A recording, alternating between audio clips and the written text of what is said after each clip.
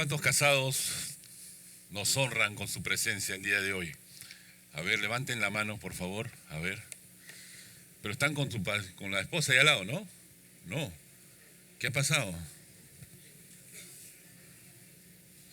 Bueno, el tema de hoy es un tema para casados, pero creo que también para los solteros, ¿no? O sea, no vayas a pensar tú solteros, bueno, este es el tema para mi papá y mi mamá. No, para ti también va a ser.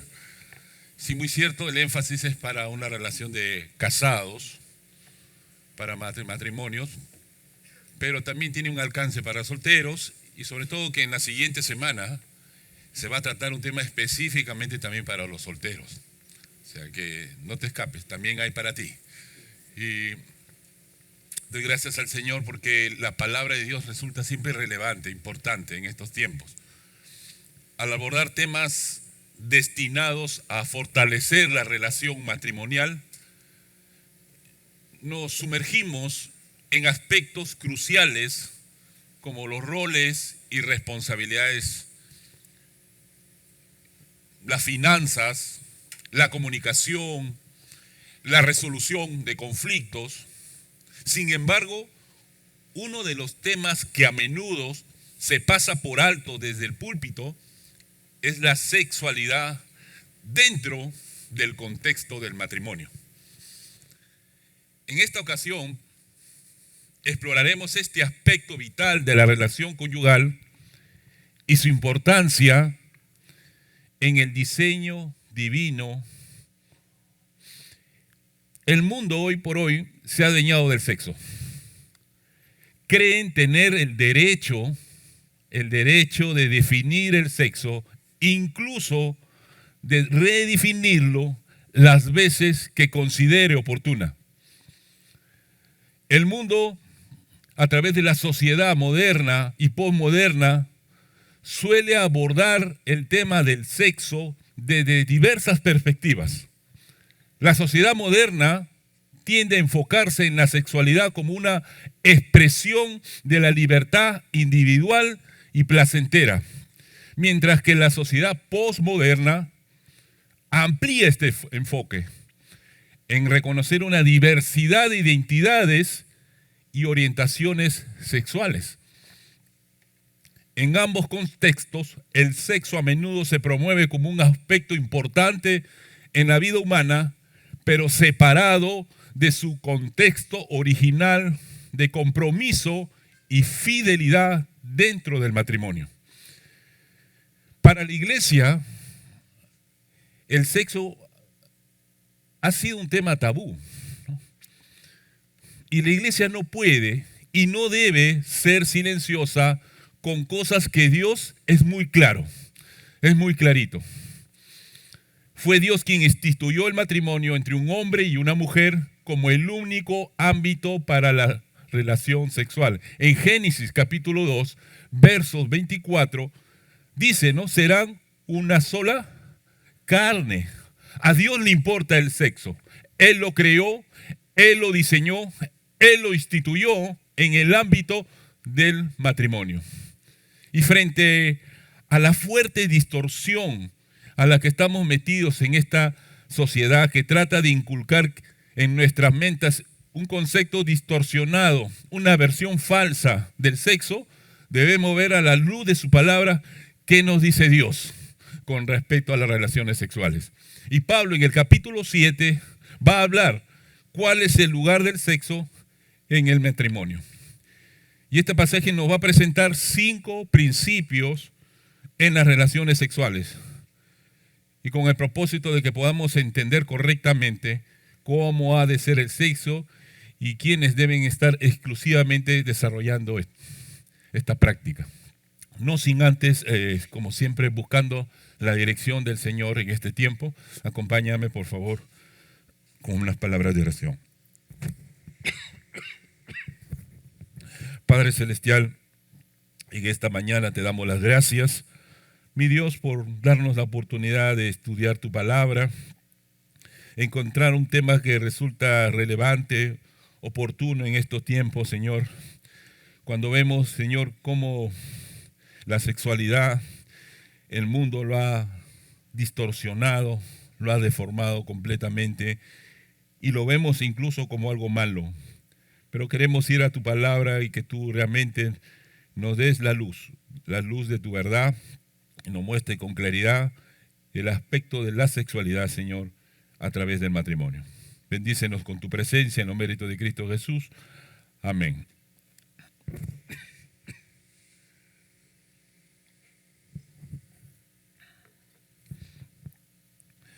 Vamos a ver 5 principios que se extraen del verso que hemos leído, y puedes tener tu Biblia abierta.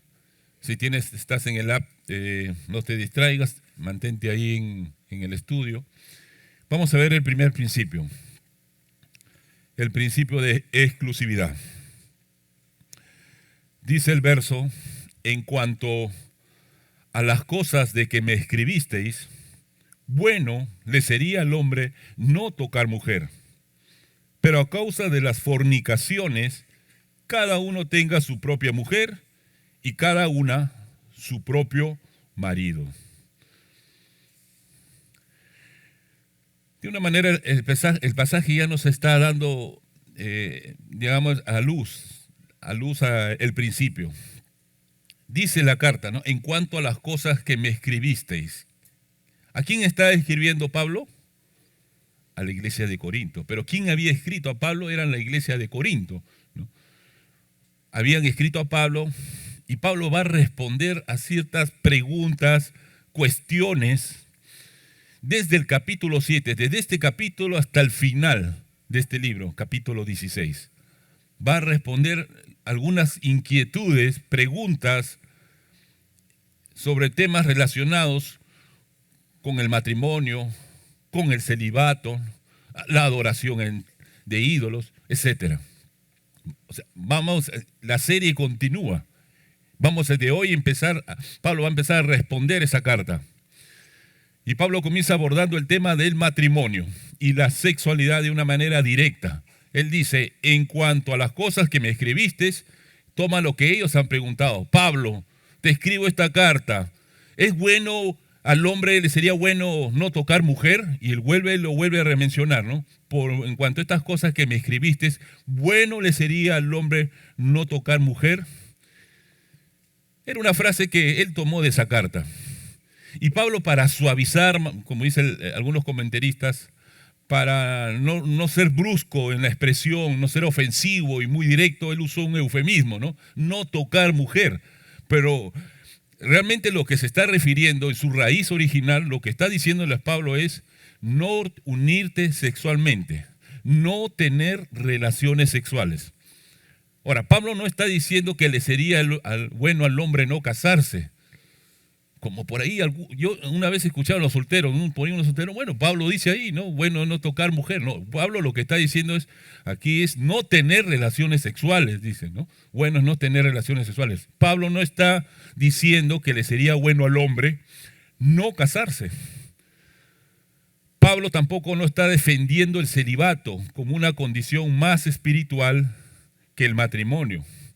En otras palabras, en resumen, Pablo no está diciendo que no os caséis, que no te cases. Eso no está diciendo el apóstol Pablo. Aparentemente, un grupo de creyentes de Corinto se opusieron, ¿no? Estaban en contra de la inmoralidad prevaleciente en la ciudad y promovían el celibato, argumentando que debía ser la norma para el resto de los cristianos en el lugar. Los cristianos, o por lo menos algunos de ellos, habían sugerido que si se iba a ser cristiano en el sentido más pleno de la palabra, había que renunciar a todas las cosas físicas, entre ellas el matrimonio. Estos corintios decían que era bueno que un hombre no tuviese ninguna relación sexual. Lógicamente, Pablo, al afirmar de la soltería, mientras que es celibato, dice el apóstol Pablo, es buena. Mientras es celibato puede ser buena. ¿Por qué? Porque el celibato es un don de Dios y no todos lo tienen. Dice ahí en la pantalla, el celibato es el estado de vida en el cual una persona decide abstenerse a mantener relaciones sexuales y contraer matrimonio. Y eso, bueno, vamos a verlo más adelante. Si tú estás casado, tú no tienes este don. Pero si tú, joven, eres soltero, soltera, tú tienes que considerar que quizás puedes tener este don como tampoco lo puedes tener. No todos lo tienen. Y Pablo no está realizando realmente una declaración absoluta, ¿no? Es bueno, le sería al hombre no tocar mujer. No. ¿Por qué? Porque esto implicaría entonces no tener relaciones con una mujer. Y sería contrario a las Escrituras, porque la palabra de Dios dice que no es bueno que el hombre esté solo, dice. No es bueno, no es recomendable. Ni quien creó la ayuda idónea para el hombre, ni quien instituyó al hombre y a la mujer para unirse en matrimonio. Pablo no está emitiendo una afirmación categórica sobre el matrimonio, sino que está retomando una expresión de la carta a los Corintios, que estaba equivocada realmente, y Pablo va a tratar de explicarlo. Él dice, pero a causa de las fornicaciones, todos hemos hablado sobre este tema, ¿no? Pablo dice, es bueno abstenerse de relaciones sexuales, es bueno, pero, dice, pero, y ahora a continuación voy a explicar cómo y cuándo. Las fornicaciones ya lo hemos visto en el capítulo 5, ¿no? El término fornicación se interpreta como una inmoralidad sexual. Y hemos hablado bastante de este punto en el verso 5. Te animo que puedas leer, estudiar este capítulo, mirando quizás las grabaciones de esta prédica, ¿no? Pero Pablo dice, pero a causa de estas fornicaciones, Pablo está hablando del peligro de la fornicación para los que son solteros. ¿Y qué es lo que recomienda Pablo? ¿Qué dice ahí? ¿Cuál es la recomendación que dice? Cada uno tenga su propia mujer y cada uno tenga su propio marido. O sea, lo que resalta aquí es que el sexo está dado para el matrimonio. Para el matrimonio. Pues este es el primer principio, es un principio de exclusividad. La sexualidad está dada dentro del contexto del matrimonio. Ahora, no se puede reducir el matrimonio a ser sencillamente una válvula de escape del impulso sexual, ¿no? No es que yo me caso porque no tengo esta abstinencia.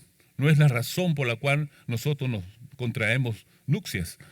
El matrimonio es una institución sagrada diseñada por Dios para la compañía, el apoyo mutuo y la crianza de los hijos. Pero por sobre todo, la glorificación de Dios a través de la relación entre un hombre y una mujer. Ese es el matrimonio. Es una institución sagrada diseñada por Dios para la compañía, el apoyo mutuo, la crianza de los hijos, pero por sobre todo, la glorificación de nuestro Dios. Dios se debe glorificar en nuestro matrimonio. No solamente nos casamos para no pecar, en otras palabras, ¿no? Pablo no está sugiriendo a los cristianos que salgan y busquen una pareja cristiana para evitar el pecado sexual. Eso no está diciendo el apóstol Pablo. ¿Por qué? Porque el apóstol Pablo tenía una visión más elevada del matrimonio. ¿Dónde lo puedes ver? En Efesios capítulo 5, versos del 22 al 33, donde compara la relación conyugal, la relación entre Cristo y su iglesia. Si bien el aspecto sexual es importante en el matrimonio, no es el único propósito, no es la única razón para casarse. Y eso lo debemos tener, sobre todo los solteros. Solteros, o sea, no te casas solamente para este fin. Si tú tienes en tu mente solamente pensando este fin, te estás equivocando.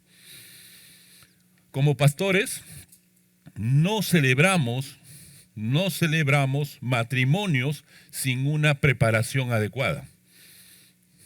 No oficiamos realmente. No es que los jóvenes vengan, pastor, cásenos, mañana, de un mes, cásenos. ¿Por qué? Porque es necesario observar el desarrollo saludable y mantener la pureza en la relación antes de dar ese paso. Tenemos que observar la madurez espiritual de esta relación. Debemos observar la madurez emocional de esta relación, si hay esa estabilidad económica que permite el sostenimiento del matrimonio.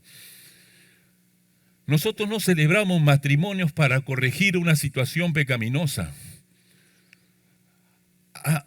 en ocasiones se han acercado creyentes a pedirnos para un fin de regularizar un embarazo. Cásenlos en el momento. No. O por presión de la familia. O por una simple formalidad. No. Creemos que la importancia de orientar a las parejas a una preparación, tomar los principios que están en la palabra para construir una relación. Si Jehová, dice en Salmo 127, si Jehová no edifica la casa, en vano, o sea, ¿no? Otras versiones dice es una pérdida de tiempo. El deseo sexual es una parte natural y legítima de la relación matrimonial. Sin embargo, es importante recordar que el matrimonio es mucho más que solo satisfacer las necesidades sexuales. Y su propósito aquí es hacer hincapié de la realidad de las tentaciones sexuales de los solteros. Y que sí, tienen una salida legítima en el matrimonio. ¿Por qué? Porque el sexo es exclusivo en el matrimonio. Por eso el apóstol Pablo dice, cada uno tenga su propia mujer y cada una tenga su propio marido. El verbo tenga está en modo imperativo, es decir, es una orden, es un mandato, es una verdad que no está sujeta a tiempo, es decir, sea cual sea la cultura, el pensamiento, las costumbres de una sociedad, la instrucción ya está establecida. ¿Por qué? Porque hoy vemos culturas que promueven la poligamia, la unión libre, la unión homosexual. Pablo habla de una monogamia, la unión de un hombre y una mujer. No cualquier mujer, tu esposa. Cada uno tenga su propio marido, no cualquier hombre, no cualquier marido, sino el tuyo, tu esposo. Y es interesante porque acá el apóstol Pablo lo pide tanto para el hombre como para la mujer. Cada uno se satisfaga en su propio vaso, como dice Proverbios 5:15. Por lo tanto, en este primer punto podemos concluir que el sexo es de exclusividad en el matrimonio. Ese es un principio que tenemos que considerar porque Dios inventó el sexo y no es un invento de la sociedad. Y eso tenemos que tenerlo bien claro. Dios fue el que inventó el sexo. Es un diseño de Dios. Dios lo ha establecido para ser disfrutado en el contexto del matrimonio entre un hombre y una mujer. El sexo es un regalo de Dios y fue diseñado por Él como una parte hermosa y sagrada de la relación matrimonial entre un hombre y una mujer. El matrimonio de un hombre y una mujer es la única relación diseñada por Dios para que el ser humano satisfaga su deseo sexual. Ese es el diseño de Dios. Cualquier situación sexual fuera de este ámbito es pecado delante de Dios. Es pecado de Dios. Dios considera el matrimonio como sagrado y las relaciones sexuales entre los esposos no solo como sagradas, sino también como obligatorias. Y ese es el segundo principio. Principio de obligación.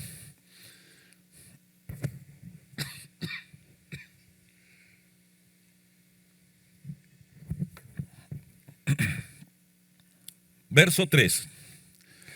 Dice, el marido cumpla con la mujer el deber conyugal y asimismo la mujer con el marido. Sujel Mechelén decía, no es un pasaje muy romántico, ¿no? El sexo es un deber conyugal. El sexo es una obligación en el matrimonio. Ojo, esto quiere decir que el celibato no es una opción en el matrimonio. No es una opción. Cuando Dios creó al varón, ¿qué dijo? No es bueno que el hombre esté solo. Le haré ayuda idónea para él. Creó a Eva de una de las costillas de Adán. Y así Dios mostró que aunque Adán era una criatura perfecta, estaba incompleta hasta que Dios le proveyera su contraparte, la mujer. Calvino decía, el varón es solo la mitad de su de su cuerpo, y lo mismo ocurre con la mujer. Dios nos ha creado de tal manera que en el matrimonio el hombre complementa a la mujer y la mujer complementa al hombre. Asimismo, lo que la palabra nos demuestra que la esposa tiene autoridad sobre el cuerpo de su esposo y el esposo tiene autoridad sobre el cuerpo de su esposa. ¿Estamos claros, esposos? ¿Amén? Los veo medio asustaditos. El pastor, ¿qué está hablando? Acá está la palabra, hermano. Yo estoy hablando lo que dice la palabra. No se escandalicen por ahí algunos.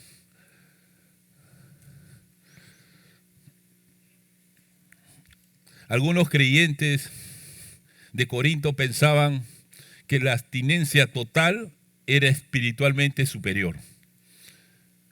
Ojo, y eso pasa hoy por hoy. Parejas cristianas que a veces no tienen esa intimidad sexual con frecuencia. ¿Por qué? Porque dice que es algo pecaminoso, es algo sucio. Pero si eso lo creó Dios, hermano. Fue creado por Dios. Que hayamos permitido que las ideas distorsionadas y falsas que muestra la sociedad, el mundo, Satanás, haya entrado en tu mente, pues es tiempo que te la saques de tu mente. Porque dentro del contexto del matrimonio, el sexo es un regalo de Dios. Y lo vamos a ver más adelante. Algunos miembros de la iglesia de Corinto practicaban la abstinencia incluso cuando estaban casados, descuidando sus responsabilidades con sus cónyuges, especialmente en esta área, la área sexual. Pablo enseña que los creyentes casados no deben privar a sus cónyuges de la intimidad sexual, independientemente incluso de la fe. El apóstol no hace ninguna excepción acá en la instrucción, ¿no? Si pueden retroceder, por favor, en el verso. No hay ninguna excepción, ¿no? Claro, dice, el marido cumpla con la mujer el deber conyugal y asimismo la mujer con el marido. No hay ninguna excepción. Es un mandato. Pero, ojo, quiero acá sí resaltar, pero no debería ser cumplido sin amor, sin respeto y sin un servicio mutuo. Hombres, a ver, los casados, levanten su mano, los varones, casados, que están con tu esposa ahí a tu lado. Y si no estás, igual levántalo, para que consideres eso. Tú no puedes llegar en la noche y decirle a tu esposa, mira, has escuchado la prédica del domingo, ¿no? Del pastor, ¿no? Tú tienes que cumplir el deber conyugal, ¿no? Quizás lo expresamos, ¿no? Y nos grabamos. Pero saben, a veces nuestras actitudes expresan otra cosa. Tú debes preguntarte si durante el día, muchas veces las esposas dicen, bueno, pero durante el día estoy ignorada completamente. No le has dado atención, las lastimas con palabras y quieres que acceda a tener un tiempo íntimo contigo. Saben, ella quizás por obediencia a la palabra ella puede entregar su cuerpo, pero no su corazón. No su corazón. La verdadera intimidad sexual, como dijo una vez Sixto Porras, dijo, la verdadera intimidad sexual no empieza en la cama, empieza fuera del dormitorio. Lo que pasa allá afuera va a repercutir adentro. No se trata solamente de ser muy bíblicos, muy teológicos y agarrar la palabra y decir, mira, pero acá dice que debes cumplir. Pero muchas veces nuestro testimonio aleja el corazón de nuestro cónyuge. Por supuesto, se sobreentiende que tanto el hombre como la mujer deben ser sensibles al estado en que se encuentra el otro. Hay momentos que por amor al cónyuge debemos ser pacientes, esperar una ocasión más propicia, ¿no? A veces el momento no se da, De repente hay que ayudar en la casa también, pues no, hermano, a veces hay que agarrar un poquito la escoba, ayudar a trapear, lavar los platitos, cosas, ayudar en el hogar, ¿no? En la casa. Ojo, pero sigue siendo un mandato, sigue siendo mandato. Ninguno de los dos cónyuges tiene derecho a negarse al otro. Lógicamente es importante reconocer que hombres y mujeres somos diferentes biológica y emocionalmente. Y esto influye mucho al momento de relacionarnos sexualmente. Por eso es que importante es la comunicación antes, durante y después de la relación sexual. Y el deber conyugal que dice ahí en el verso, deber conyugal, se refiere literalmente a una deuda, una obligación de pago. Es lo que le debemos cumplir. De hecho, por eso el verbo cumplir es hacer lo que debes hacer. Lo que debes hacer. Y así mismo, o sea, quiere decir que es una responsabilidad no solo de la mujer, sino también del esposo. Es un compromiso de ambos. Es un compromiso de ambos. Ahí está tu pareja, dile, mírale, dile, es un compromiso de ambos. Dile, es un compromiso de ambos. Ya, muy bien. Eso es importante. Ahora, el matrimonio en ese ámbito es el lugar donde los cónyuges deben cumplir con el deber conyugal, el matrimonio. Tú le debes a tu cónyuge.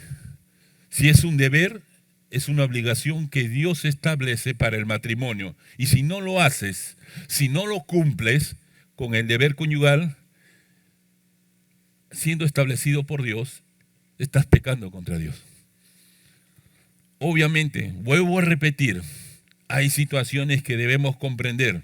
A veces hay problemas físicos, enfermedad, circunstancias. Hay situaciones, Pablo lo va a mencionar más adelante, en donde, bueno, no se trata de ser desconsiderados. El hombre no tiene que ser un tirano, un egoísta, y luego exigir, no. Tenemos que considerar ciertas situaciones que se dan dentro de la convivencia de un matrimonio. Voy a tomar...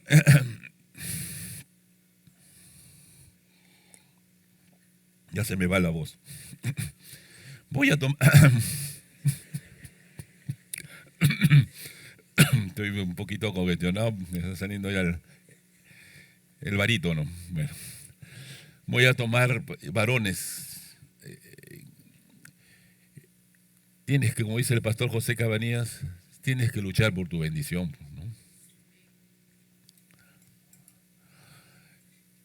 No hay una razón legítima, no hay una circunstancia legítima. Los cónyuges tienen el deber de proveer relaciones sexuales. ¿En dónde? Dentro. A ver, solteros, ¿en dónde? En el matrimonio. Ya, está clarito entonces para ellos. Tercer principio, principio de pertenencia. La mujer no tiene potestad sobre su propio cuerpo, sino el marido. Ni tampoco tiene el marido potestad sobre su propio cuerpo, sino la mujer. En el matrimonio no te perteneces a ti mismo, no te perteneces. Tú perteneces a tu cónyuge y tu cónyuge te pertenece a ti. ¿Bien? A la esposa, dile a él, tú me perteneces, dile. Y tú dile, tú me perteneces, dile al esposo. Que tengan claro eso, tú me perteneces. El cuerpo de cada cónyuge, bueno, tú vas solterito, ora, mi hermano, tú ora. Los solteros, oren, hermanos, ¿ya? El cuerpo de cada cónyuge le pertenece al otro, y una función primaria del sexo es servirle y bendecirse mutuamente. Es bendecir, servirse y bendecirse mutuamente. El apóstol Pablo acá no le da más derecho al hombre que a la mujer. Y a veces algunos piensan que la Biblia promueve la represión sexual, que la Biblia contiene tabúes. Esas son versiones distorsionadas del cristianismo. Dice, tiene potestad. Y este verbo indica que tiene el derecho de control, tiene la autoridad sobre algo. tu cónyuge tiene la autoridad sobre tu cuerpo. En el matrimonio, el marido como la mujer pertenecen el uno al otro. Por eso el matrimonio es una entrega absoluta, el uno al otro. Serán una sola carne, dice. Y el énfasis es que tú no tienes autoridad sobre ti mismo, no te perteneces a ti mismo, no eres autónomo, no eres independiente, te debes a tu cónyuge, tú perteneces a tu cónyuge. En el matrimonio es una relación sagrada en que el amor, el respeto y la comunicación son fundamentales. Y esto implica entonces una satisfacción mutua, buscando el bienestar y la bendición mutua, ¿no? Tiene que ser algo mutuo. La comunicación abierta y honesta siempre debe darse antes, como dije, durante y después de la intimidad. Y esta comunicación muchas veces ayuda a tener expectativas claras, ¿no? Abordar diferencias y cultivar el ambiente de respeto y servicio desinteresado. En la intimidad uno busca siempre, a veces, no te olvides que al entrar en esa intimidad, ustedes matrimonios, en esa intimidad, Dios también está presente. Tú no los puedes sacar de ese marco sagrado a Dios. Por lo tanto, pastor, ¿qué es permitido? ¿Qué no es permitido? Pregúntate primeramente si esto glorifica a Dios. Pregúntate si esto a tu esposa, tu pareja, tu cónyuge, no le es tropiezo. Pregúntate si tú estás bendiciendo a tu pareja a través de lo que piensas hacer.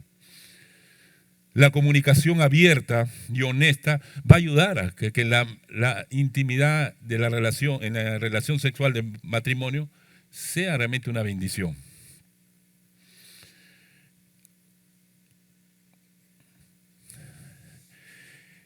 Es una pertenencia mutua y este versículo se opone al machismo porque tú, hombre, tu esposa es la dueña de tu cuerpo. Y se opone al feminismo porque tu mujer, tu esposo, es el dueño de tu cuerpo. Ese es el principio de pertenencia. Le perteneces a tu cónyuge. Cuarto principio, ya estamos llegando al final. Cuarto principio, verso 5.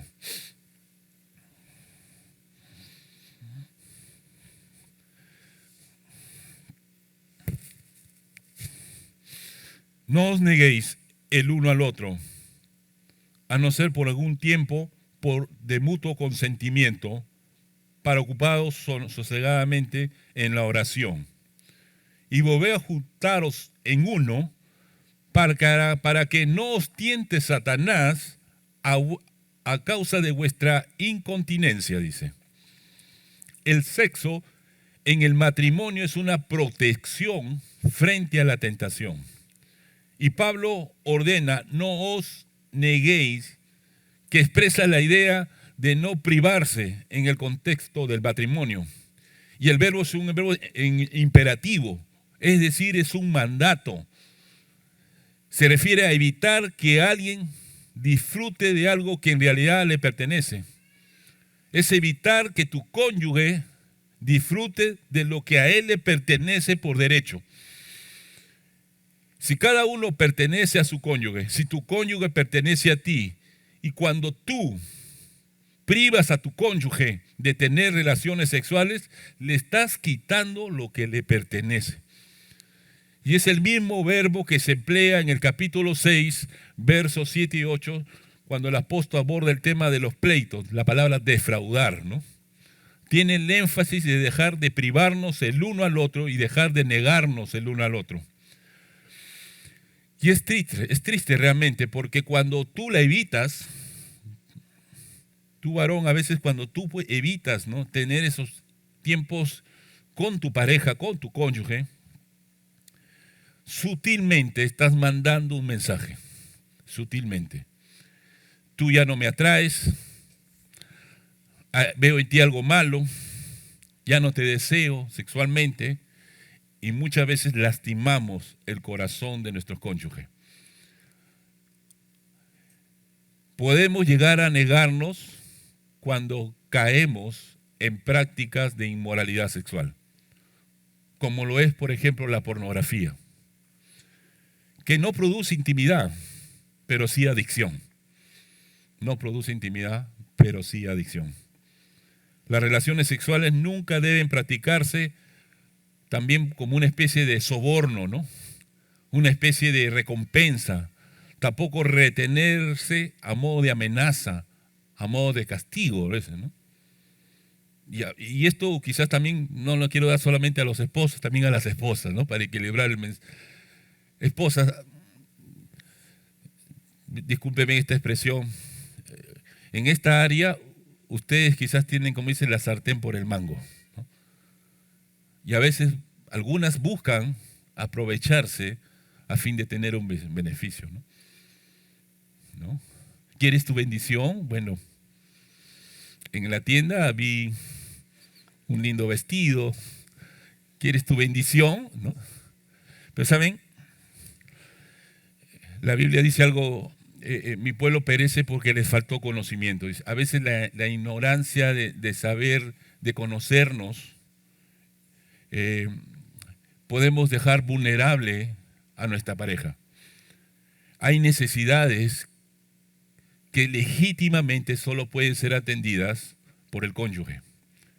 Una de las necesidades, por ejemplo, del esposo es el sexo. Es el sexo. Y cuando tú restringes qué es lo que estás generando, ¿saben? La infidelidad no hay justificación. Pero ¿saben? Satanás, como león rugiente, está buscando a quien devorar. Y si tú lo dejas a tu cónyuge vulnerable, bueno, hay alguien que se puede hacer cargo de eso. Y se va a hacer, y está ahí para hacerse cargo. Una de las causas de quiebre de matrimonio es justamente la infidelidad, ¿no? Por pecado sexual. Entonces, considera lo que la palabra de Dios dice, ¿no? No os neguéis. Igual los esposos también, ¿no? Esposos, si muy cierto nosotros nos conectamos en la intimidad sexual inmediatamente con lo físico, nuestras parejas se conectan con lo emocional, ¿no? ¿No? Y tenemos que nosotros juntos equilibrar esos momentos, ¿no? Para que juntos podamos disfrutar de la intimidad. Así que esposas, eso me duele la cabeza, ¿no? Estoy cansada, como entre amigos nos decimos ahí con los pastores, ¿no? Ya esa es vieja, ya, ¿no? Creo que la Biblia nos dice clara, no os neguéis, no os privéis lo que le pertenece a él, lo que le pertenece a ella. Amén, esposa. Muy bien. Pero miren, Pablo luego presenta una concesión. Una concesión. O sea, una licencia, vamos a decir. Dice, a no ser por algún tiempo por mutuo consentimiento, dice, ¿no? O sea, existen situaciones, existen circunstancias donde es necesario privarse, donde es necesario en un determinado momento en el matrimonio abstenerse. ¿Cuáles son las condiciones para una abstinencia dentro del matrimonio? Pablo lo menciona, ¿no? Un mutuo consentimiento. O sea, no es una decisión unilateral, es una decisión entre el esposo y la esposa. Es una decisión entre el marido y la mujer. Se ponen de acuerdo en dejar de tener relaciones sexuales durante un tiempo. Esa es la segunda condición, por algún tiempo. O sea, no es indefinido, es por un tiempo breve, porque la norma general dice es, no os neguéis, no os privéis, dice, ¿no? Pablo luego presenta la tercera condición, que es el propósito, para ocuparos sosegadamente en la oración. Quizás hay momentos de tensión en la relación, momentos de dificultad, de prueba, y es un tiempo que como pareja buscamos la guía del Señor, buscamos la dirección del Señor, entonces consideramos un tiempo de abstinencia. Pero tenemos, como dice, continúa el pasaje, tenemos que volver nuevamente. El adverbio volver, que dice en el pasaje, significa de nuevo, otra vez. O sea, es regresar a un estado anterior, regresar a lo mismo de antes, a un estado previo de antes. ¿Por qué? Porque la abstinencia es peligrosa. La abstinencia es peligrosa. Pretender vivir en abstinencia dentro del vínculo matrimonial es contrario al don de Dios, que es el matrimonio. El matrimonio es un escudo protector que debería emplearse efectivamente frente a las tentaciones de Satanás. Las tentaciones de Satanás. La incontinencia que se va a tratar la próxima semana, quizás con respecto a los solteros, nos habla de la falta de dominio propio. Falta de dominio propio. La abstinencia prolongada puede producir falta de dominio y puede a su vez producir pecar, caer en la tentación. Para el joven soltero, si no tienes, vuelvo a repetir, no tienes este don, tú tienes que, como dice la recomendación de Pablo, buscar en el Señor, en los tiempos perfectos del Señor, casarte, ¿no? Ahora, Satanás puede proveernos de ciertas influencias en nuestra vida, amistades en el trabajo, en la universidad, puede influenciarnos en diferentes situaciones a través de películas, series, conversaciones en redes sociales, páginas web, con el fin de caer en un pecado sexual. Satanás sabe cómo apelar a nuestros deseos de nuestra carne, a los deseos de nuestros ojos y a la vanagloria de la vida. Sabe Satanás cómo. La tentación de pecar sexualmente no es solo para los solteros, la tentación a pecar sexualmente es también para los casados también. Si eres soltero, el sexo es exclusivo para el matrimonio. Si eres casado, no puedes tú abstenerte, salvo por una concesión y por algún tiempo determinado con un propósito. Y por último, el último principio de bendición. Perdón. Mas esto digo por vía de concesión, no por mandamiento. Quisiera más bien que todos los hombres fuesen como yo, pero cada uno tiene su propio don de Dios, uno a la verdad de un modo y otro de otro. El sexo en el matrimonio es un don de Dios. Donald Franz decía, la intimidad sexual es el regalo de bodas personalizado de Dios para nosotros. Es un regalo de bodas de parte de Dios. Y Pablo afirma que la abstinencia sexual, el abstenerse de relaciones sexuales, es una concesión. Mas esto digo, dice, se refiere a lo que había dicho en el verso 5, ¿no? De no neguéis. Es decir, la abstinencia sexual en el matrimonio es una concesión, pero no es un mandamiento. No es un mandamiento abstenerte. Es una concesión, es una licencia por cierto tiempo. Concesión, este sustantivo acusativo es un permiso para hacer algo y se refiere a una decisión mutua. Es un permiso mutuo dentro del matrimonio para un propósito. Los cónyuges solo tienen que decidir y solo son ellos los que pueden decidir abstenerse de estas relaciones sexuales. En el verso 7 nos dice que Pablo incluso desearía, ¿no? Yo quisiera que más bien que todos los hombres fuesen como yo. Ojo, no está hablando exclusivamente a los varones. Está hablando tanto a varones como a mujeres. El término todos los hombres, en su raíz, tiene un alcance no solo a los hombres, varones, sino a las mujeres, ¿no?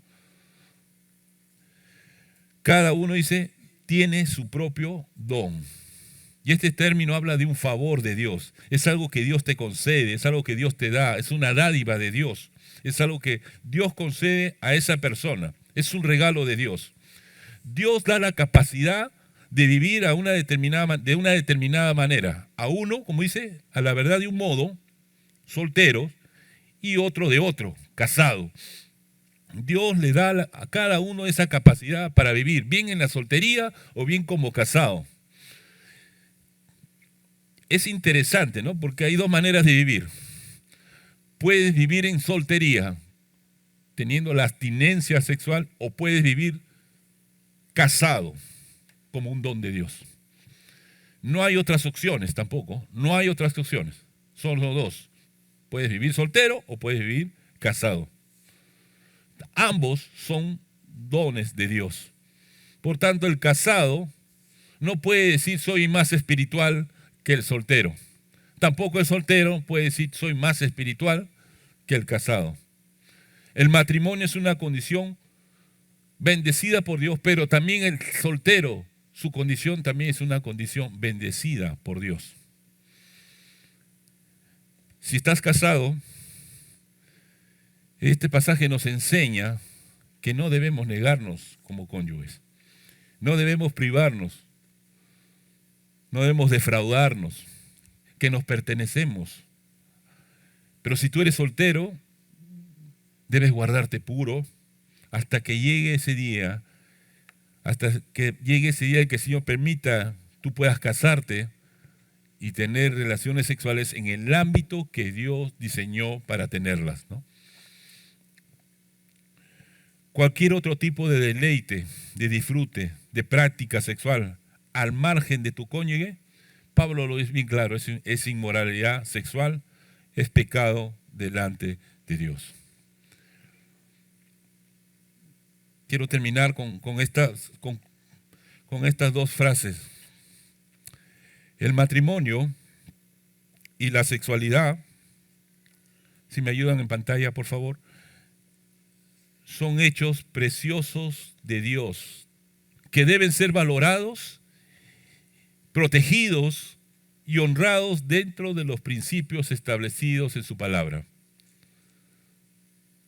Recordemos que el matrimonio es una unión sagrada en la que dos personas se comprometen a amarse, a respetarse, a apoyarse mutuamente en toda circunstancia de la vida.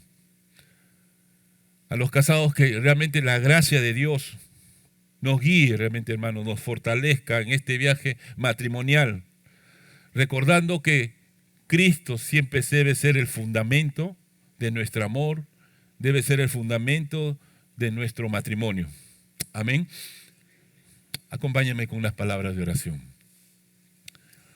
Padre Celestial, te damos las gracias, Señor,